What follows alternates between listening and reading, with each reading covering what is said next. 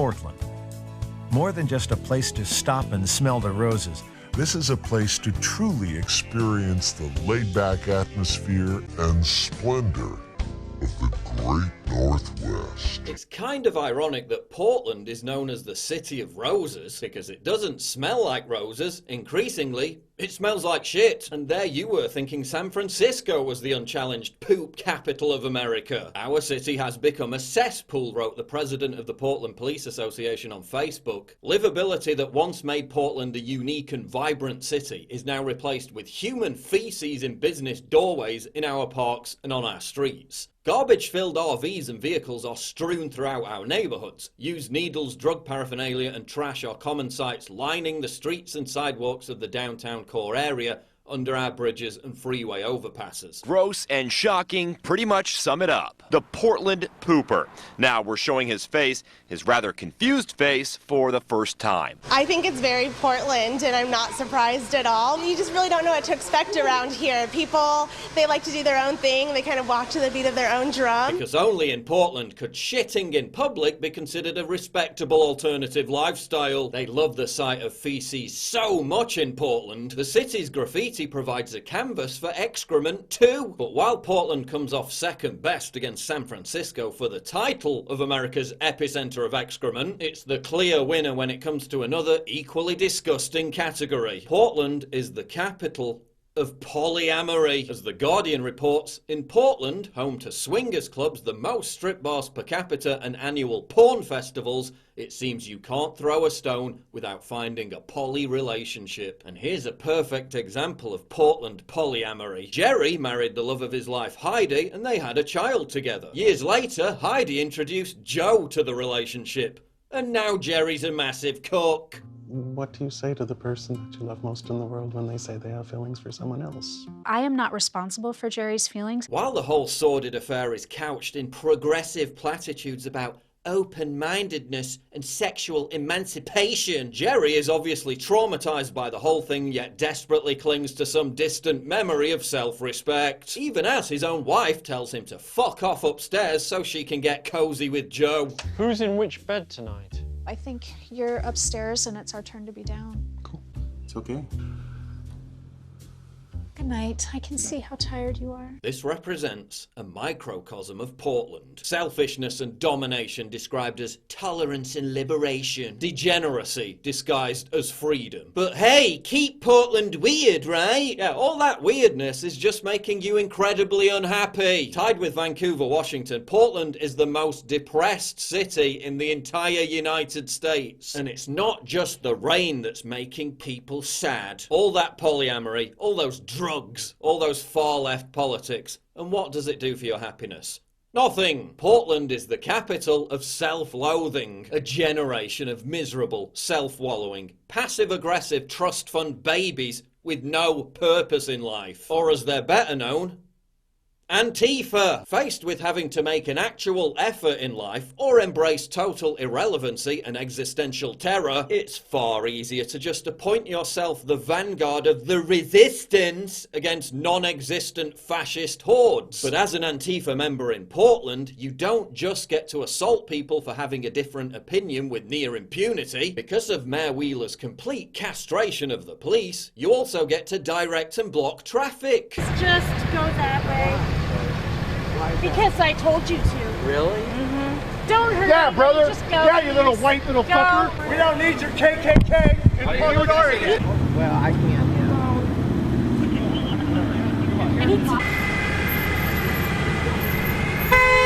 Hit me, motherfucker. They've also got this peculiar penchant for harassing and screaming at old people. Hey! I got fucked up! You get fucking ass beat!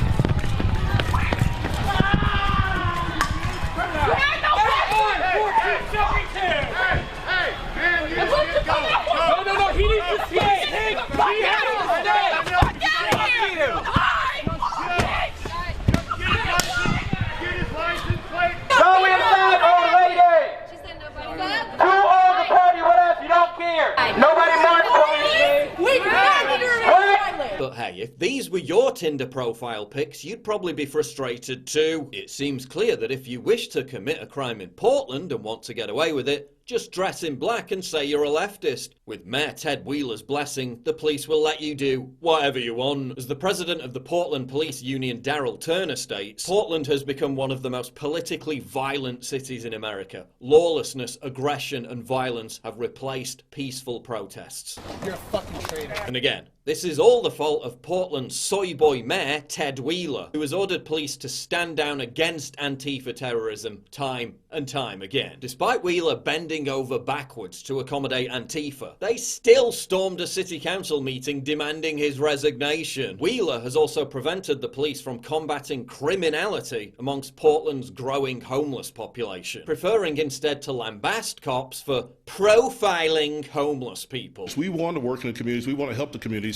We need the resources to be able to do that. And when the mayor writes something about implicit bias and that we may be profiling homeless people, it really upsets us. It's insulting. Portland's homeless problem was exacerbated by the city's own stupidly naive, bleeding heart policy of instituting a no-turn-away policy at homeless shelters. This led to a deluge of homeless people from other cities and states turning up and demanding accommodation. Now, less than half the people who checked into Portland's homeless shelters are actually from Portland. Tech trendies driving up house prices also put more people on the streets. Homelessness in Portland and beyond seems to be more visible than ever. Residents are growing frustrated with the smell of urine, human feces and abandoned objects littering public spaces, and sometimes their own doorsteps. In certain places, there is the feeling that this is a fight being lost. Portland has so many homeless people now, someone even put up a joke Yelp page for Portland Sidewalk camping. I love Portland Sidewalk camping. For a dumpster diver, it's heaven. Seeing the tent cities everywhere with requisite tops and garbage is wonderful. Portland has become one great big dump. Tent fires and knifings are a bonus. Sometimes I get to see naked people, so my voyeurism is satisfied. No telescope needed. Being accosted by people demanding lucre for safe passage satisfies my sense of adventure. And thanks to homelessness, Portland loses out only to San Francisco as America's biggest open-air mental asylum, which in turn illustrates how the hate and revulsion for police in Portland is not just limited to protests. In this example, one of the city's many crazy lunatics escapes an asylum and starts acting out. Great. And to whom do Portland's rent-a-mob of weirdo miscreants immediately lend their support? The police who are trying to apprehend the crazy lunatic and keep the locals safe? No, they side with the crazy lunatic because of course they do. Do not treat this man unfairly. You do not need that weapon, sir. Sir, you do not need that weapon. It is a mental health crisis. Hey, we know who the fuck each and every one of you are. Don't you fucking touch that man. I don't care what you whisper to anybody. Your presence here is Just don't. Yes, it is. No, especially you. Especially you. You and I had a running. Do not fucking touch me. Back up, You please. need to You got a fucking lawsuit on your ass. You need to back off away from them. I just had enough of fucking with protesters. No. 14 years of mugshots. A Portland area man's eye-opening transformation. As his final incarnation, he should run for mayor. He'd probably win. He might face some stiff opposition from this person though. Listing scum!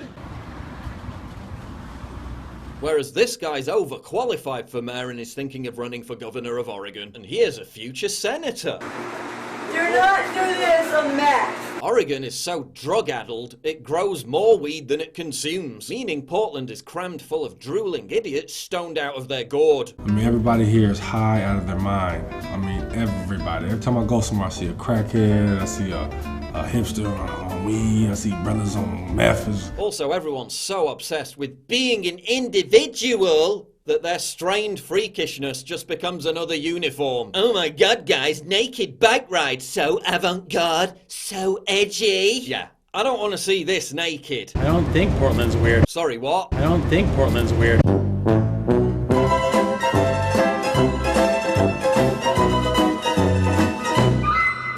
don't think Portland's weird. Okay then, Portland is so full of snowflakes that retailers responded to the election of Trump by declaring their stores safe spaces. Quite how the people with the kind of mental fragility that makes them unable to cope with the result of a democratic election are going to respond when the area's numerous active volcanoes begin popping off really makes you wonder. But hey, at least Portland is eco-friendly and civically responsible. They even provide beautiful public water fountains across the city, so heroin junkies can wash their needles. And she is drinking out of that too, and he just rinsed out a syringe in that water. Hell no. Progressive trendies in Portland just love refugees and migrants. The rally put on by Portland Racial Justice Congress focusing on speaking out against hateful rhetoric against refugees coming to the U.S., especially Muslims. Except if you're migrating from California, in which case they hate your fucking guts and put stickers up everywhere saying you're not welcome. Portland couple woke up to find hateful graffiti outside their home, telling them to move back to California. The couple woke up to find their car tagged with graffiti which read, "Go back to California and get out of PDX." Their Rose City home was also spray painted with hateful messages. Demands that we let in all of the refugees, but wants to stop people moving to Portland even though he's from Washington. So Portland, beautiful natural surroundings, but when it comes to the crux, it's not the place that defines a city, it's the people. And the people of Portland have turned it into a shit-stained, drug-soaked, degenerate, morose, despondent, perma-drizzle freak show. Capital of Antifa, capital of sexual deviancy, capital of depression. Another progressive utopia.